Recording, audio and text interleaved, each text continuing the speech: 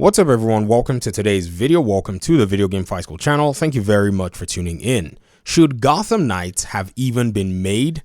That is a question that I've seen come up a lot in our conversations in this community. I made a few videos the other day talking about Gotham Knights being a case study and a few things regarding if the potential of this game could warrant, say, a sequel or at least a continuation of video games within its universe. A lot of you gave a lot of feedback and I really appreciate that, but there was one that really did catch my attention. And someone said, you know, as much as I love this game, I just feel like it probably should not have been made. Maybe another studio needs to take on the reins and make a Batman game, or in quote, exactly what this person, basically alluded to was maybe a studio that knows what they're doing need to take on the helm in making another game. I can understand the sentiment. Even when I first saw Gotham Knights, I thought to myself, why not make a Batman game? Batman's a popular character. There's already a lot of love for the character. And I don't see any reason why we're looking at the four Knights. But also at the same time, I remember that during the time of the drought, a lot of DC fans had been asking for different DC characters to be showcased in video games. People had asked for Flash, the Arrow, and a host of others. So I think in the marketing and logical sense, using characters close to the Batman family seems to be a very good way to make a start. If you're not making an Injustice game that already has a huge robust roster, it's kind of hard for you to pick on a character like, say, Blue Beetle and get a lot of fans excited for it. As much as you and I might like the character or at least know a little bit about the character, there's a huge plethora of a lot of people that do not necessarily know these characters.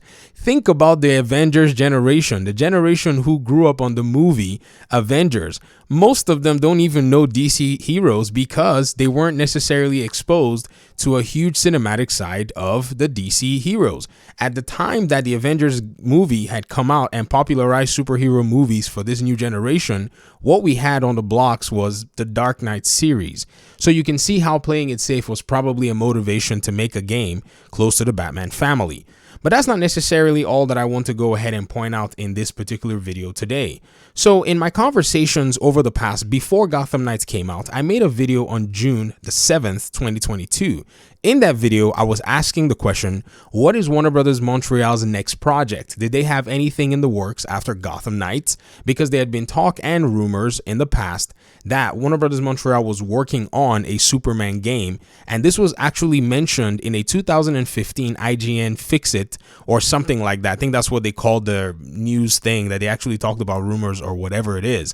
And so in citing that, a developer who worked on Gotham Knights responded to my comment and said to me, and they basically iterated and said, I actually was a part of the team that worked on Gotham Knights, and I can confirm to you that none of these projects basically are in existence. The Superman project, he said, I can tell you both projects got canceled and out of it came Gotham Knights, because the two projects that we were actually citing were the Damian Wayne project. For most of you who remember, artwork and stuff was leaked for that project, and also the Superman project that was actually alluded to by a host of other people that were in the gaming industry. So seeing that these two projects were canceled, it's actually quite curious that we ask more questions and start to dig in. So when looking at all of the pertinent circumstances around, it appears that number one, the leadership from back in the day when they probably first proposed their Damian Wayne project, or when they were in the middle of developing it before it got canceled, and when they also proposed their Suicide Squad project that also got canceled, it seemed like the leadership wanted to go a different direction. Also, I read a comment on a video one time where another developer who worked on the, who worked in Warner Brothers Montreal, probably did not necessarily work too long on Gotham Knights, mentioned that before Gotham Knights got greenlit, they actually had sent forward multiple iterations of a project to make for a video game. It took different tries for the leaders over there in Burbank, California to finally go ahead and approve what Gotham Knights finally became.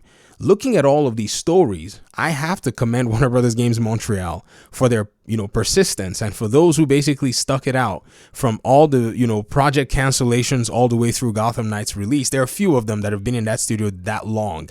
I know for sure one of them is Jay Evans.